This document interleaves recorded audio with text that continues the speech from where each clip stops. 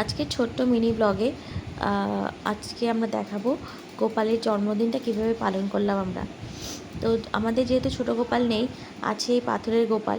তো আমরা পাথরের গোপালকেই আমরা জন্মাষ্টমীর ভোগ নিবেদন করি। তো গোপালকে সকালে বার করে পরিষ্কার পরিচ্ছন্ন করে রেখে ধূপকাঠি জ্বালিয়ে দিয়েছি। এখনও গোপালের ভোগ রেডি হয়নি, তো এই সবে রেডি করব। তো এবার যদিও আমার গলার ভয়েসটা তোমাদের হয়তো বুঝতে একটু অসুবিধা হতে পারে, কেননা আমার একটু ঠান্ডা লেগেছে। তো এবার চলো ঠাকুর ঘরে যাই। আছে গোপালের সঙ্গে লোকনাথ বাবারও জন্মতিথি। মা ঠাকুরঘরটা খুব সুন্দর করে সাজিয়ে গুজিয়ে রেখেছেন। আর লোকনাথ বাবার জন্মতিথিতে আমাদের বাড়িতে প্রতি বছরই জন্মতিথি আর তিরোধান দিবসে ভোগ রান্না হয়। তো লোকনাথ বাবার জন্য ভোগ রান্না করব, একেবারে গোপালের জন্য যখন করব তখনই করব।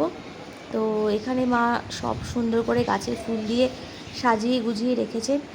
আর তোমাদেরকে আগেও ঠাকুরঘর দেখিয়েছিলাম, আবারও যখন যাই তোমাদেরকে বারবার দেখাতে ইচ্ছে করে ঠাকুরঘরটা।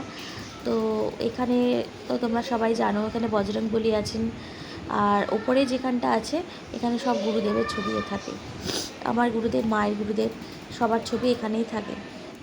আর চলো এবার গোপালকে একটু সুন্দর করে সাজিয়ে গুজিয়ে দিয়েছি। সাজানো গোজানো হয়ে যাওয়ার পরে গোপালকে দেখো কি মিষ্টি লাগছে দেখতে। এই হচ্ছে গোপালের ফুলের সাজ। আর যতটা পেরেছি করেছি, আর হয়তো তোমরা আরও ভালো করতে পারো, কিন্তু আমি যতটা ভালো পেরেছি করেছি। তো এটা ফুলের সাজটা দিয়ে গোপালকে সাজানোর পরে এবারে ভোগ রাঁধতে যাব। মা অলরেডি রান্না শুরু করে দিয়েছে, তালের বড়া ভাজতে বসিয়ে দিয়েছে। আজকে লুচি, পায়েস, তালের বড়া, মালপোয়া এইসব রান্না হবে। আর মিষ্টি টিষ্টি সব কিনে আনা হয়েছে। তো এবার গোপালকে দেখে যেন আমার চোখ সরছেই না, মানে আমি সাজানোর পরে না আমার খালি গোপালের দিকে তাকিয়ে থাকতে ইচ্ছে করে, কেন জানি না, গোপালকে দেখতে ইচ্ছে করে সারাদিন। এবার চলো রান্নাঘরে মা কী করছে। মা এখানে ভাজতে বসিয়েছে মালপোয়া। আর মালপোয়াটা ভেজে নিয়ে এখানে রেখে দিচ্ছে আলাদা করে তুলে। আর এখানে মাখা আছে তালের ফুলুরি, সব মশলাপাতি মাখা আছে। এখানে নারকেল কুড়ে রাখা আছে। আর তালের ফুলুরি মশলাপাতি বলতে কিন্তু ময়দা, সুজি এসব দিয়ে তাল ফুলুরি মেখেছে মা। আর এখানে সিমুইয়ের প্যাকেট দেখতে পাচ্ছ, সিমুইয়ের পায়েস করব।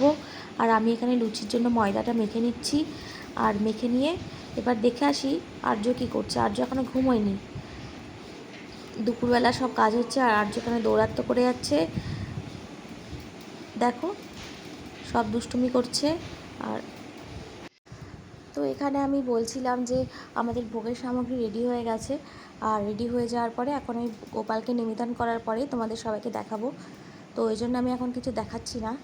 আর আজকে মন মেজাজটাও ভালো নেই, কেননা আজকে অনামিকারও শরীরটা খারাপ, তো ওই জন্য মনটা ভালো নেই। তো চলো দেখি। গোপালকে এবার গাছের ফুল এনে দিয়েছে মা, সেই ফুল দিয়ে যতটা পেরেছি গোপালকে একটু সুন্দর করে সাজালাম। আর তার সাথে হচ্ছে ভোগ নিবেদন করে দিয়েছি। এই যে ভোগের সামগ্রী, সব ভোগ নিবেদন করা হয়েছে। আর সব ভিডিও করা চক্করে আমি তখন খেয়ালই করিনি যে গোপালকে আমি জলটা দিতে ভুলে গেছি। তো পরে আমি জলের গ্লাস এনে গোপালকে দিয়েছি। তো গোপাল সোনা তো ছোটো বাচ্চা, তো নিশ্চয়ই মায়ের এই অপরাধটা ক্ষমা করে দেবে। তো এখানে গোপালের পাশে রেখেছি ননি। আর গোপালের আর এপাশে রয়েছে চিপস আর চকলেট। তো কেমনভাবে সাজিয়েছি একটু কমেন্ট করে জানাবে কেমন লাগলো গোপালকে। আর স্বাভাবিক তোমরা ভালো কমেন্টই করবে আমি জানি, কেননা গোপালকে অপূর্ব সুন্দর লাগছে দেখতে।